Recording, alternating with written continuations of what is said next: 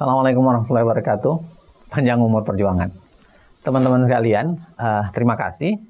Ada beberapa komentar ke saya, ke teman-teman untuk membahas pernyataan terakhir soal Presiden yang menyampaikan bahwa meminta kepada para menteri untuk menghentikan semua pembicaraan mengenai 3 periode maupun perpanjangan. Saya ingin mengatakan begini ya, pernyataan Presiden ini menurut saya menarik karena paling tidak menaikkan level Presiden satu langkah lebih tinggi dibanding ketika dia diam, dibanding ketika dia mengatakan tetap akan patuh pada Undang-Undang Dasar. Jadi ini ya selangkah lebih tinggi lah, lebih mendekatkan diri ke jawaban dia yang dulu yang mengatakan siapa yang meminta perpanjangan, siapa yang meminta 3 periode itu menampar muka saya atau kemudian menjelek-jelekkan saya atau pengen mencari muka. Tapi sebenarnya begini, kalau kita bahas dengan baik pernyataan ini sebenarnya belum sepenuhnya bisa menjawab apa yang dibayangkan oleh publik, apa yang dibayangkan oleh kita semua. Kenapa? Satu begini, kita harus lihat pidato Presiden itu dalam konteks para menteri. Kalau para menteri berarti seakan-akan Presiden hanya meminta orang di sekitar menterinya untuk menghentikan itu. Jadi seakan-akan pemerintah mau mengatakan kami steril sebenarnya dari ide-ide tersebut. Itu aja. Tetapi tidak mematikan ide itu sendiri. Tidak mematikan ide itu sendiri. Beda betul dengan pernyataan Presiden soal 3 periode waktu itu, yang langsung clear mengatakan hanya 3 kemungkinannya orang yang membahasakan itu, cari muka, mau menampar muka, atau kemudian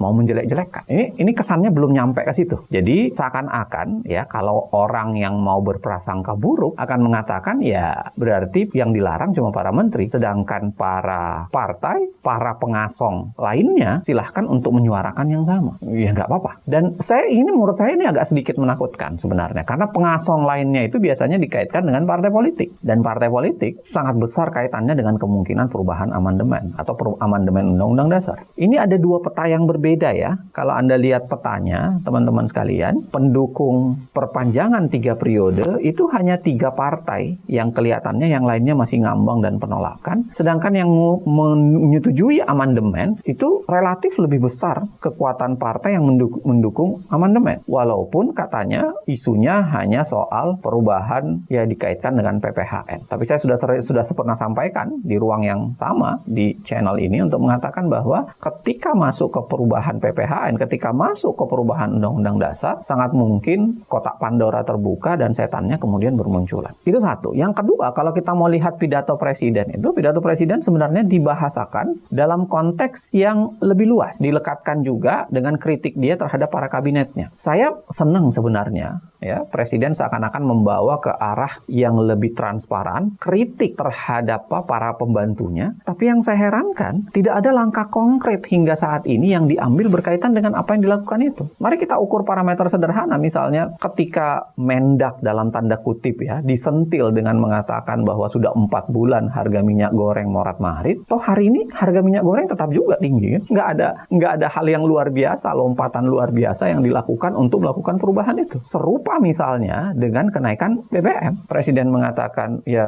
tidak ada rasa empati, tidak dijelaskan. Sampai sekarang penjelasannya juga nggak clear-clear amat. Ya walaupun kalau kita mau pakai logika, mau pakai beberapa penjelasan ya mungkin bisa dikait-kaitkan ya. Tetapi dalam konteks utuh, penjelasan resmi pemerintah, penjelasan yang melibatkan proses kenegaraan itu belum terdapat dengan baik, belum terjelaskan dengan baik. Termasuk menurut saya soalan perpanjangan 3 periode atau kemudian usul perpanjangan atau usul 3 periode. Belum ada. Setidaknya belum sekuat yang dinyatakan oleh Presiden yang seperti saya bilang tadi. Pesannya yang langsung jelas, ini mau menjelek-jelekkan atau mau mencari muka atau mau menampar Presiden. Kalau kesan itu ada menurut saya jauh lebih kuat. Yang terakhir saya mau kaitkan sebenarnya dengan rencana amandemen. Kenapa? Saya sangat mengkhawatirkan sebenarnya amandemen. Karena janji Pak Presiden mengatakan bahwa dia akan mentaati konstitusi. Jadi kalau konstitusinya diubah, ya mau tidak mau beliau harus menaati amended constitution itu. Jadi konstitusi yang sudah terubah itu. Amandemen konstitusi kenapa berbahaya? Karena menurut saya bisa jadi petanya menjadi liar.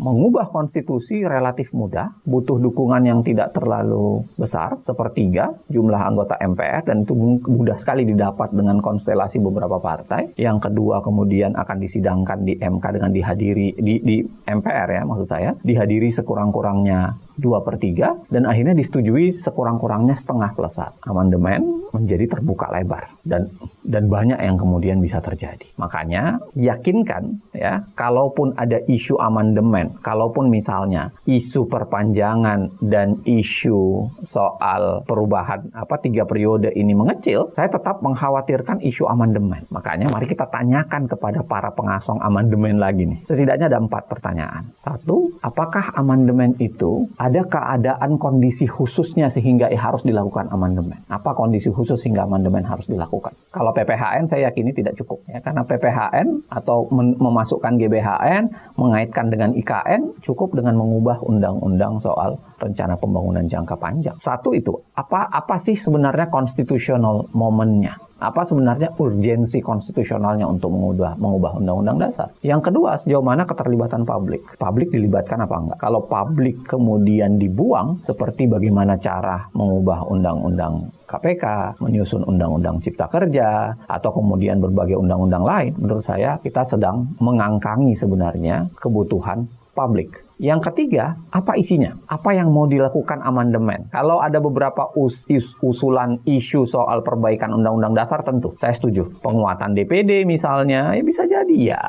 Perbaikan legislasi bisa jadi ya. Kapan-kapan saya akan ceritakan ya soal perbaikan legislasi ini. Tetapi apa isunya? Kalau isunya tiba-tiba dibuka lebar dan sangat mungkin masuk penumpang gelap memasukkan isu-isu tertentu, bisa jadi undang-undang dasar kita kemudian tiba-tiba menjadi aneh gitu. Bisa dibongkar seenaknya. Dan yang terakhir, ini kepentingan publikkah atau kepentingan politisi? Saya ingat terakhir beberapa survei yang mengatakan nyaris penduduk Indonesia tidak menginginkan adanya perubahan undang-undang dasar, termasuk soal 3 periode. Jadi keinginan siapakah sebenarnya ini? Apakah keinginan politisi atau keinginan publik? Kalau publik tidak dilibatkan, isinya tidak ada yang berkaitan dengan kepentingan publik, konstitusional momennya juga tidak ada yang berkaitan dengan kebutuhan dan urgensi besar negara untuk menyelamatkan negara, menguatkan negara, dan lain-lain sebagainya. Dan yang terakhir, sangat terlihat sebagai kepentingan politik semata,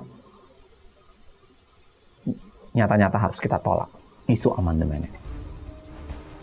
Panjang umur perjuangan. Assalamualaikum warahmatullahi wabarakatuh.